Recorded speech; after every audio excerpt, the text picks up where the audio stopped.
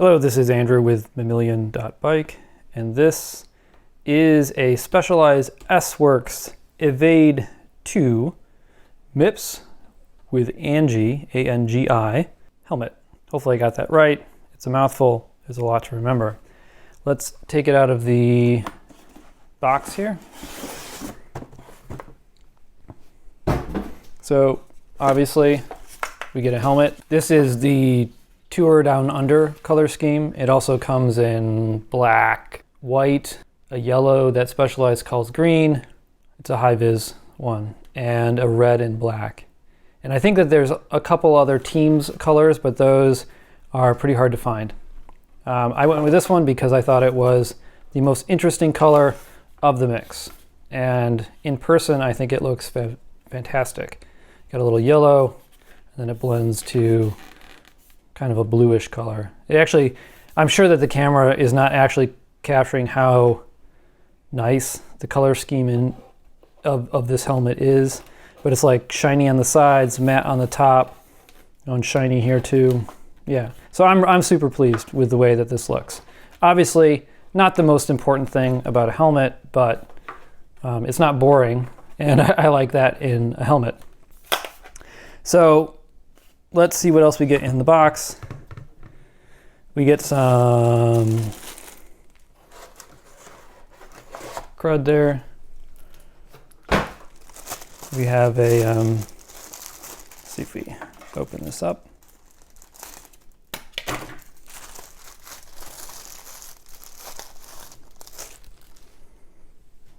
What is that? Oh, emergency identification sticker. I guess you put your stuff on there and stick it in the helmet. I use a road ID, so I would not use that. Actually, if you don't use a road ID, you should get a road ID. It's awesome, especially if you ride solo at all.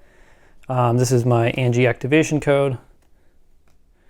Got some manual on the sensor, manual on the MIPS, manual on the helmet, and I guess a quick start guide on the helmet, sorry, and then a manual for the helmet. And then this is pretty fancy, little carrying case to put the helmet in, which is cool, I guess. So if you're unfamiliar with ANGi, ANGi is a crash detection device. This is the ANGi bit right here. It sits back here, and if you encounter massive G-force or some G-force that hopefully is configurable, but I don't know, it works with an app that sits on your phone that will call your partner, spouse, next of kin, whoever has to come collect you and your bicycle should something horrible happen. This helmet, as I mentioned, has MIPS, but unlike the traditional MIPS helmet, which has this kind of like plastic liner thing here, this helmet has MIPS SL, which for a while anyway, was a Specialized exclusive. And basically it comes down to like these pads in here. Let's see if I can get this open. There we go. Oh, slides out. So these pads in here are the thing that does the MIPS thing. And actually there's a few different kinds of MIPS implementations. It's not just this liner thing anymore. This is the old way of doing it. My previous helmet, which is this guy, this is a Giro Aether MIPS. It does its MIPS by having the helmet being two pieces. So you can see here that the helmet kind of slides back and forth if it were to take a shock, like it would hit it and then move like that. You might ask why I didn't replace, so I crashed and bashed the helmet on the ground. You might ask why I did not buy another Aether MIPS. This is actually my second one. The first one probably could have saved my life, maybe. Certainly saved me from a concussion. This one probably just saved me from a bad headache because the crash wasn't nearly as severe. But as you can see, there's a mark on it, and I'm not taking any chances. I'm gonna replace it. I actually really like this helmet.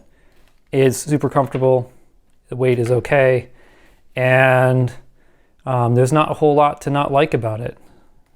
It's actually even a safer helmet than this one. There's a Virginia Tech does some crash study safety thing. I'll throw the different numbers that they have up there. This is a 5-star helmet. This is a 4-star helmet. Anything 4 and above is recommended, so I felt comfortable doing that. But I could not find this helmet, even with the Giro crash replacement discount through their own website, for a price I was willing to pay. And I thought it would be neat to try a different helmet, and I've been thinking about getting an Aero helmet, and with the ANGi here and the different way of MIPSing, I thought this would be a neat thing to try. So that's why this helmet versus a third one of these guys. What else do we need to do here? So let's take these tags off and then let's weigh it.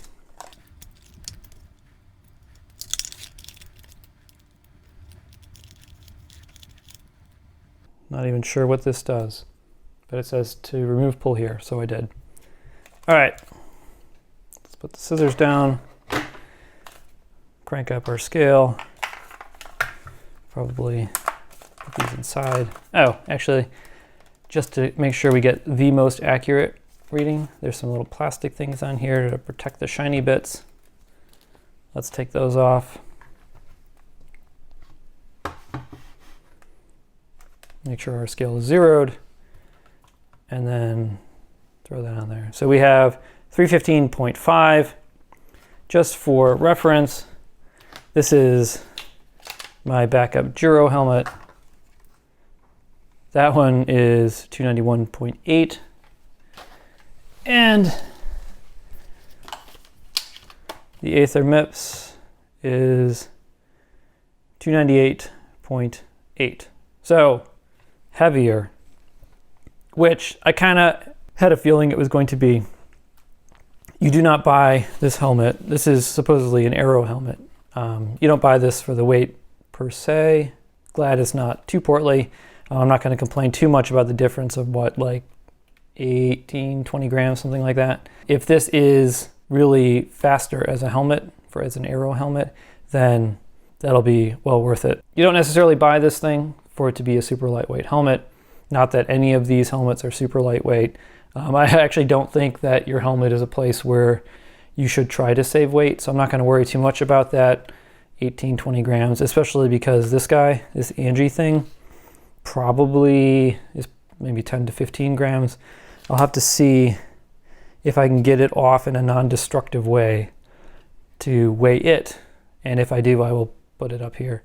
So I've been using this Specialized Evade 2 MIPS helmet for a long time, several months, actually longer than that Bontrager helmet. And it's kind of interesting, in contrast to the Bontrager, the ergonomics of this helmet are just fantastic. Although that really shouldn't be that surprising, given that Specialized generally nails the ergonomics of stuff. The neck thing stays where it ought to stay. I can keep it at a level where it's not banging me and it doesn't punch me in the throat. The glasses fit properly. I can put the glasses up here easily and they stay there, which is fantastic. And it's ergonomically, it's just a great helmet.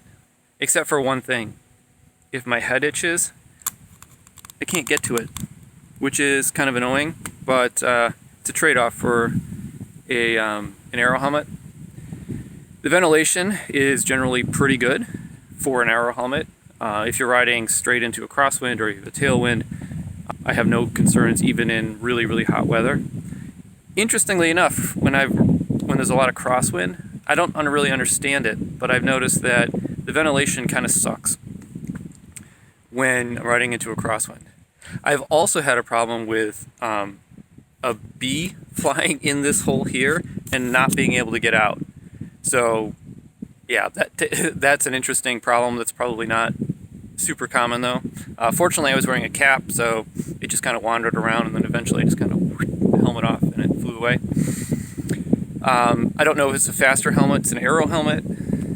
I don't know if it's faster though because I don't have a wind tunnel. It is a lot quieter than any other helmet that I have used. So maybe that's an indicator of it being faster. I don't know. Ergonomically awesome. Oh, right, ANGi. I have mixed feelings about ANGi. it's super cool. The concept, super cool. This is such a great place to measure impact and G and all that stuff. But the implementation sucks. Even with the Wahoo, I mean, it's better if you have a Wahoo head unit. I'm not using my Wahoo head unit at the moment. So in order to use it with a Garmin, you have to open up your phone, open up the Specialized app, start your ride, then remember to turn off your ride. And it has to like maintain contact with your phone the whole time. And the battery life isn't terrible when you do that, but it does, you know, have a battery life impact on the phone, which isn't awesome. But mostly it's just the workflow there, the implementation is just atrocious. And it's so complicated that even when I was trying to remember to use it, I wouldn't use it. So it's super cool, but the implementation is terrible. It really should just be a sensor that pairs with a Garmin. Specialized should make a Connect IQ app that does something interesting with it. I don't know why they don't, because, well, probably because they want you to use their app so they can record your data and all that other stuff. But, so totally useless to me, but super cool. Hopefully they make it useful at some point. Anyway, love the helmet. Absolutely love the helmet. And I would choose it over that Bontrager helmet every single time, except when I'm on gravel, because it's an expensive helmet. Eventually I'm going to crash again on gravel, and I don't want to ruin it. So hopefully you found that useful. If you did, go ahead and like the video, subscribe to the channel. If you have any questions or comments, drop them below, and I will get to them as soon as I can. Thanks.